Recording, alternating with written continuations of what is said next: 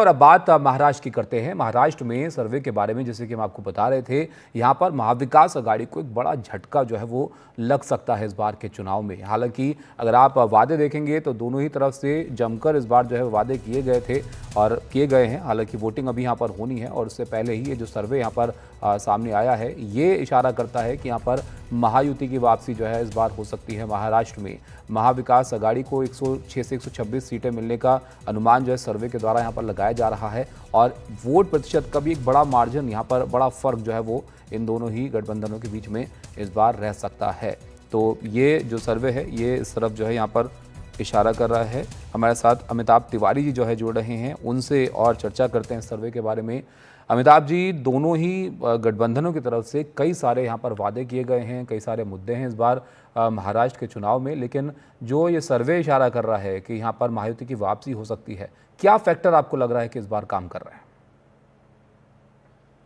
देखिए, अगर लोकसभा चुनाव की भी बात करें तो रिजल्ट हम जरूर सीटों के मामले में देखते हैं कि 30 और 17 था, लेकिन वोट शेयर के मामले में दोनों गठबंधनों को लगभग बराबर वोट शेयर था, 44%। और उसको ही हम लोग अगर असेंबली सेगमेंट में कन्वर्ट करें तो एमवीए 153 सीटों पर आगे थी और महायुति 126, यानी वहां पर भी 145 का सिंपल मेजॉरिटी है, तो महायुति 8 सीटों से आगे थी। इसका मतलब है कि जो सरफेस पर दिखता था कि कॉन्टेस्ट वन साइडेड था लोकसभा में, वो उतना वन साइडेड कॉन्टेस्ट नहीं था, क्लोज कॉन्टेस्ट था, जिसमें खास करके विदर्भ और मराठवाड़ा में एमवीए को एक बड़ी लीड मिली, जिसकी वजह से वो रिजल्ट। अब उसके बाद अगर हम देखें तो बीजेपी ने कोर्स करेक्शन किया है। अब इसमें बहुत सारे स्कीम्स उन्होंने लॉन्च करी हैं। पहला स्कीम है लाड की बहन योजना, जिसमें 1500 रुपए महिलाओं को दिए जा रहे हैं। अब इसमें 2,34,00,000 बेनिफिशियरीज हैं, जो कि लगभग 80,000 बेनिफिशियरी हो जाते हैं हर विधानसभा में। तो इसका एक इम्पैक्ट हमें देखने को यहाँ पर मिल रहा है। और क्योंकि आपको जो SC/ST बॉडी थी उसको कॉन्स्टिट्यूशनल स्टेटस दिया गया, धंगर समाज को एक तरह से इंडिकेशन या वादा किया गया है कि उनका इंक्लूजन ST लिस्ट में होगा, है ना।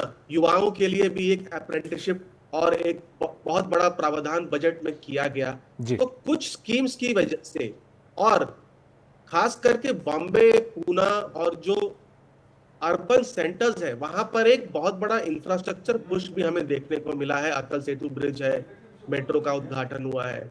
तो इन सब चीजों की वजह से जो मोमेंटम एक एमवीए के पास था, कहीं ना कहीं उस मोमेंटम को उन्होंने लूज किया है। हालांकि अभी 10 दिन और पोलिंग में बचे हैं और ये 10 दिन काफी क्रूशियल है। काफी सीट वाइज कॉन्टेस्ट है महाराष्ट्र में, और हेल्थ वार्निंग की भाई ओपिनियन पोल्स और सर्वेज हमने देखे हैं कि इधर उधर भी हो सकते हैं, एक इंडिकेशन है। लेकिन कहीं ना कहीं मोमेंटम जो एमवीए के पास था वो उसने लूज कर दिया है। मनोज जरांगे पाटिल जो एक खुला विरोध कर रहे थे वो अब इंडिपेंडेंटली खड़े नहीं हो रहे हैं। तो इन सब बातों की वजह से ग्राउंड जो है वो महायुति ने रिकवर किया है। बहुत शुक्रिया अमिताभ जी आपका विस्तार से समझाने के लिए। तो आप देखिए, जो लोकसभा चुनाव के नतीजों से महाविकास आघाड़ी को उम्मीद यहाँ पर जगी थी, लग रहा है कि वो उम्मीद को यहाँ पर झटका उनके लग सकता है, जो सर्वे यहाँ पर इशारा कर रहा है। हालांकि अभी काफ़ी दिन है यहाँ पर वोटिंग से पहले, उसके बाद जब नतीजे आएंगे तब चीज़ें स्पष्ट होंगी कि इस बार महाराष्ट्र के वोटर्स की, महाराष्ट्र के लोगों की क्या पसंद रही है, क्या राय रही है।